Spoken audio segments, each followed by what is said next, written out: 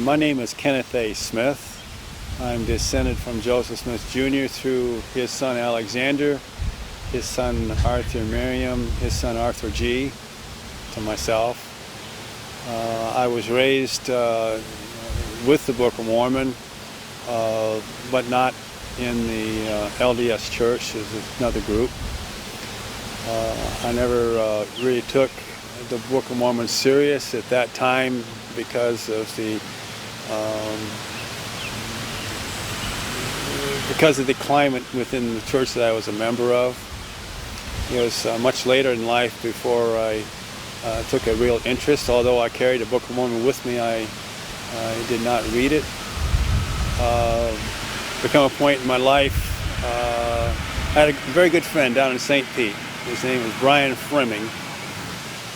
He came into my apartment one day, and he had been doing something that I was not aware of, and I asked him about it, and he said he had been taken to discussions from the Mormon missionaries. And I reached over into my bookcase and I pulled out a Book of Mormon, and I showed it to him, and he was very much surprised that I had a Book of Mormon. And so then I told him about my relationship with Joseph Smith Jr. Thereafter, that was in December, he was planning a trip to BYU to pick up his girlfriends to bring them back to St. Petersburg, Florida. And I suggested that maybe we ought to go together in my car, because I had a larger car, and go out there and go snow skiing. And so we did. I bought all the gas going out there, he bought all the gas coming back. That was the deal. Okay. And when I got out there, I was single, of course, at the time, and his girlfriend lived in a house off campus. So every time one of the girls would come back from class, I was getting them to take me on a tour of the campus. And this one girl in particular, we went into, I think it was the Joseph Smith building. We were on the second floor looking down to a mezzanine area to the first floor. And I asked her why she was a Mormon.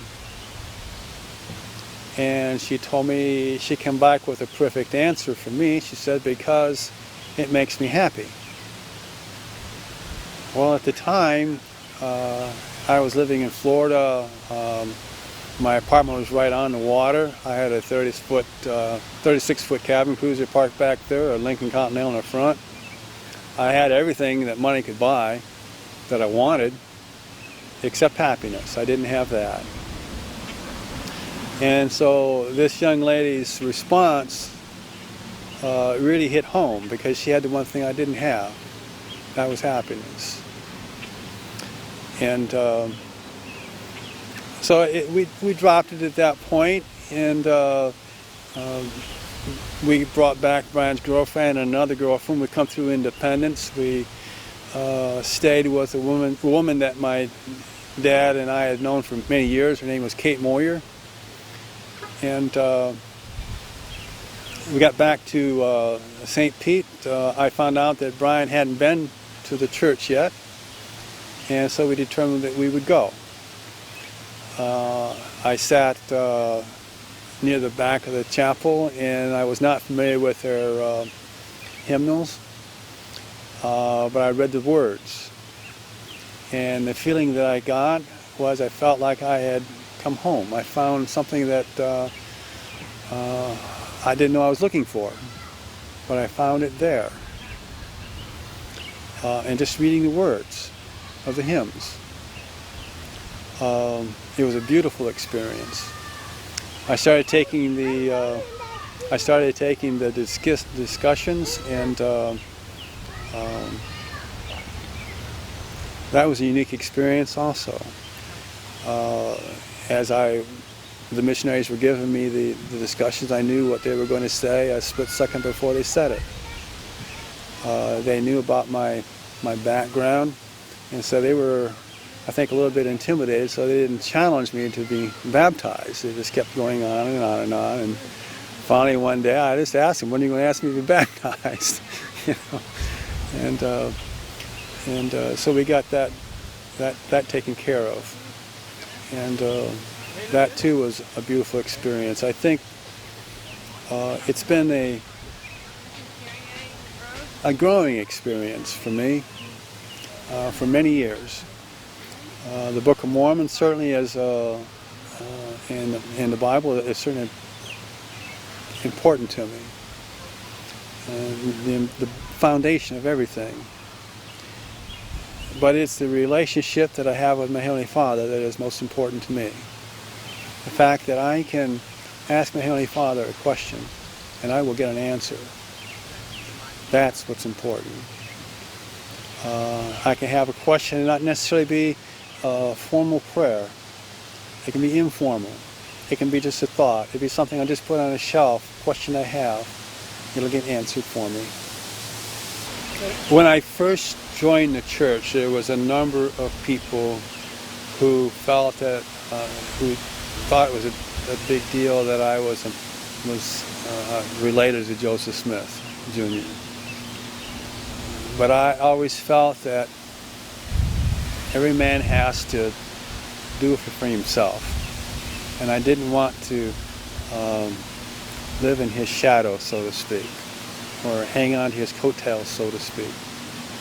I wanted to know for myself. I was quite confident that he had about the first vision. I was quite confident about that. I was quite confident that he had translated the gold plates to the Book of Mormon. I was quite confident that he did that because I believed my parents. I believed my grandfather. I knew my grandfather quite well, Arthur M. I knew him very well. And I heard it from him too. So there was no doubt in my, there has never been any doubt in my mind that those things happened. But the importance to them of those things, of those events, to me in my own life came later. Through my own personal experience in my relationship with my Heavenly Father, particularly in answering prayers. That's where the importance of it all comes. I think that, and I know that reading the Book of Mormon is another way that our Heavenly Father can communicate with us. You can pick up the Book of Mormon and just open it and start reading.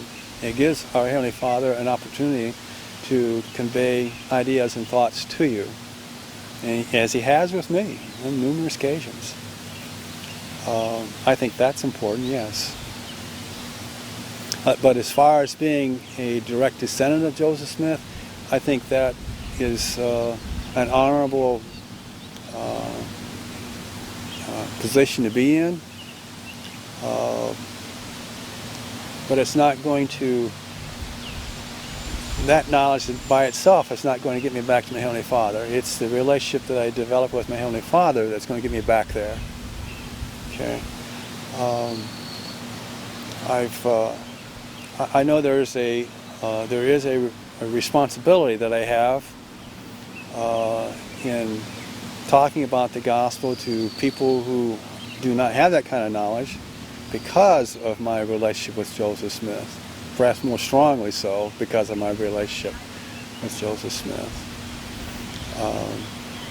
I would feel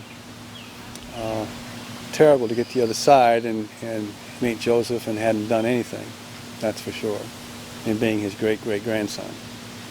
That would be pretty bad. That would be pretty bad.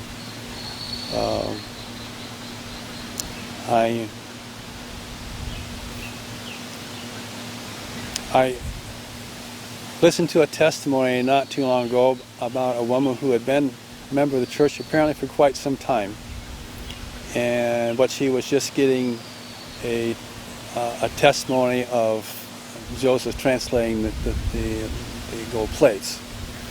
And I thought about that, and I thought about, well, here I've known about that all my life. And I never doubted that at all. It's never been a question in my life. Because my grandfather and my father are both very good men, a lot better than I. Uh,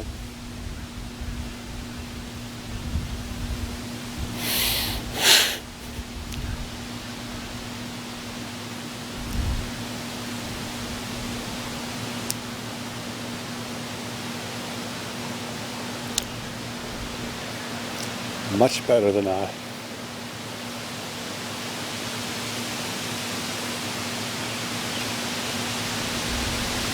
But all that my father taught me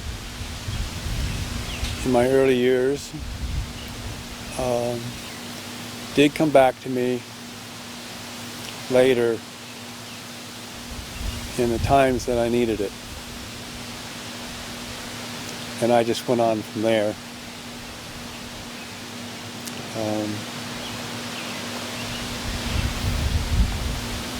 I just wish that they knew what I knew at this point.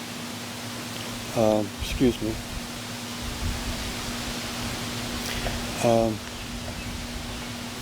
I know when they get to the other side, they're going to be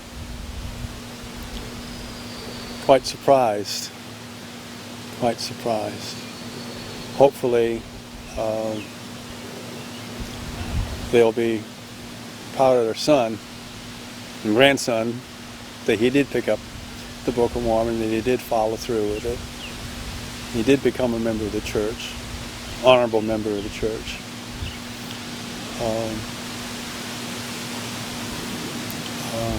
I think, we'll just have to wait for that. I have come to understand that our Heavenly Father is very, very, very much interested in our personal relationships that we have with our wife. No prayers get answered faster than when it comes to questions about your marriage. I feel that it is very, very important to tell your Heavenly Father how much you love your wife. That's important because it gets communicated back to your wife through the Spirit.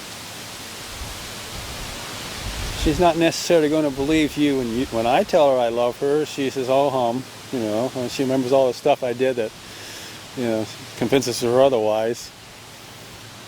But she believes the Spirit. And when she hears the Spirit tell her that her husband loves her, she suddenly becomes more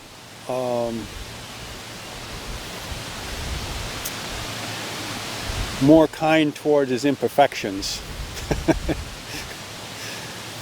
And the relationship blossoms. It really, when she gets that kind of communication from the Spirit, that her husband loves her, it frees up her mind and all her talents to be focused on the family then.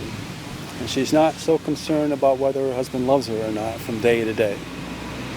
I think that is a common problem with marriages today. The wife is always concerned, number one, whether her husband loves her or not. Number two, does he appreciate what I do in this family?